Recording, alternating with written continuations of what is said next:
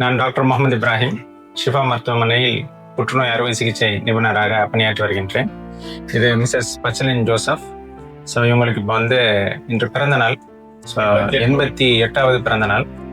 So இவங்க யார் அப்படின்னு கேட்டிங்கன்னா 2007 மலக்குடல் சம்பந்தப்பட்ட புற்றுநோயால் பாதிக்கப்பட்டிருந்தாங்க. அதுக்கான அறுவை சிகிச்சையை செஞ்சு இப்போ கிட்டத்தட்ட 18-19 வருஷங்கள் ஆயிடுச்சு.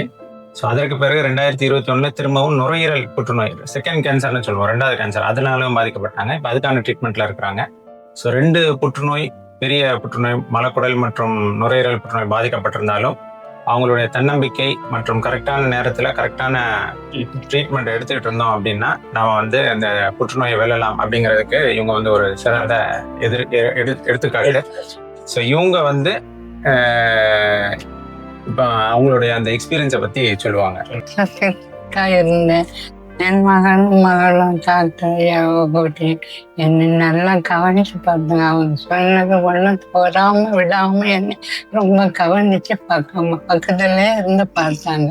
அவங்களும் எனக்கு ரொம்ப உதவி பண்ணினாங்க. அப்பாப்பா அதே மாதிரி மற்ற சிஸ்டர் மாதிரி எல்லாரும் எனக்கு எந்தெந்த நேரத்தில் என்னென்ன செய்யணும் அதெல்லாம் எனக்கு உதவி செய்யறாங்க. அந்த வசதியா எல்லாத்துக்கும் நான் நன்றி செலுத்துறேன்.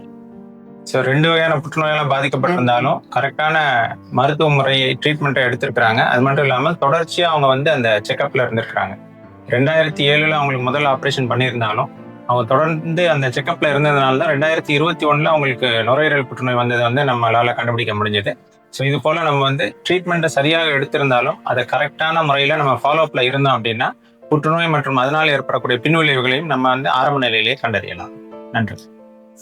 எனக்கு கிடைப்பதற்கு அறியாத டாக்டர் எங்க மாமியை கண்கூட பார்த்து தக்க நேரத்தில் நாங்கள் ட்ரீட்மெண்ட் எடுக்க வரனால் தகுந்த மருந்துகளை கொடுத்து எங்களுக்கு அட்வைஸ் பண்ணுவாங்க, இப்படி செய்யுங்க. அதுக்கூட நாங்களும் டாக்டரோட அட்வைஸின் படி மருந்து எடுத்து அடுத்தது எப்போ வந்து கேட்டானா அந்த டேட்டு கரெக்டான மறுபடியும் ட்ரீட்மெண்ட் எடுத்து எங்க மாமிக்கு நல்ல நீரிய சுகத்தை எந்த டாக்டர் எங்களுக்கு கொடுத்துருக்காங்க. அவர் கோணான கோடி